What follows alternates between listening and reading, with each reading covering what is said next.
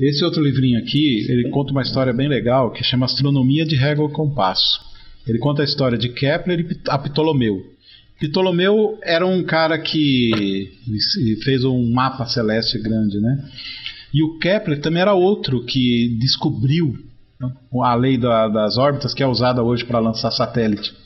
Mas antes disso, ele usava a teoria da música. Ele achava que o universo era musical, né? Então, só para dar um exemplo também de inspiração que vinha de uma coisa... E que depois veio a ser comprovado com a mecânica quântica, né? Aquela história de partícula, dualidade partícula-onda, a partícula poder ter uma onda, uma frequência intrínseca, e depois com teoria das cordas, então que aí tudo vira onda pura mesmo. A gente tem a história da sequência de Fibonacci. Eu ia falar se vocês iam entrar nesse assunto, porque é muito bacana, né? Pode falar da sequência de Fibonacci e da equação mais bonita de todos os tempos. Pra gente não... Fica poético aí. A sequência... Fala de uma e depois a outra. A sequência de Fibonacci... Tem 2 pontos que não pode passar, não né? Pode. Deixar passar. A sequência de Fibonacci... Fala de Fibonacci primeiro, razão áurea. A sequência de Fibonacci, ela representa a simetria na natureza. Aí está um exemplo de descoberta, né? Porque quando você olha uma flor... Eu sou fascinada com uma folha de girassol, uma flor de o miolo ou aquela... Como é que fala ali? A concha do náutico, né? Galáxia em espiral. Galáxia em espiral. Hoje com os telescópios, né? Você consegue ver galáxias. A sequência é mais ou menos essa, né? É um mais... 1 mais 1, 2. Mais 1, 2. É 1 mais 1, 2. 2 mais 1, 3. 3 mais 2, 5. É sempre o da frente 3, mais o de 5, trás. Isso. Mas é o da frente mais o de trás. E aí vai...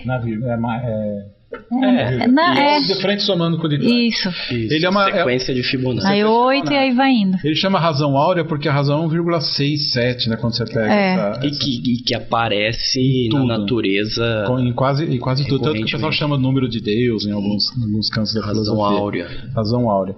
E ela foi usada muito em arquitetura. Sim, arquitetura exatamente.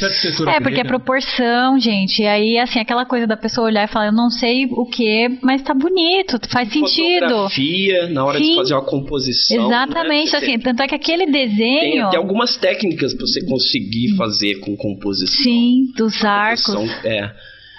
É muito legal. E arquitetura, com certeza. Sim, porque tudo é proporção. Você tem alguma coisa que fala, não consigo entender o que é, mas tem uma harmonia. É harmonioso visualmente, entendeu? Exato, não sei explicar. Não sei explicar, mas você vê que tem ali uma simetria. A simetria a beleza sentido é simetria, ali. né? Fala que um rosto bonito é porque é exatamente.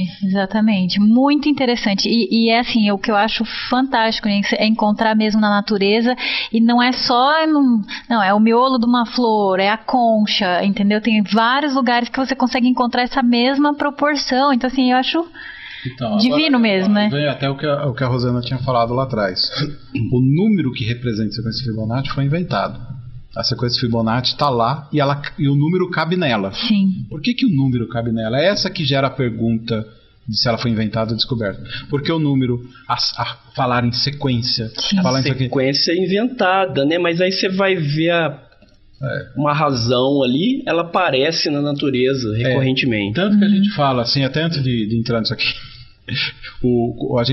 muita gente fala, a matemática é a linguagem universal. Se chegar um ET hoje aqui, eu falar com ele em cálculo, ele vai entender. Se eu falar para ele de pi, ele vai entender. Eu não acredito. Entre circunferência. Eu particularmente não acredito, porque é só olhar a história que a gente acabou de contar. Os romanos não reconheceriam a matemática dos hindus, que não reconheceriam a matemática dos... Se falar assim em pi pro romano, 3,1415 e lá vai... Não venha com greguices para mim.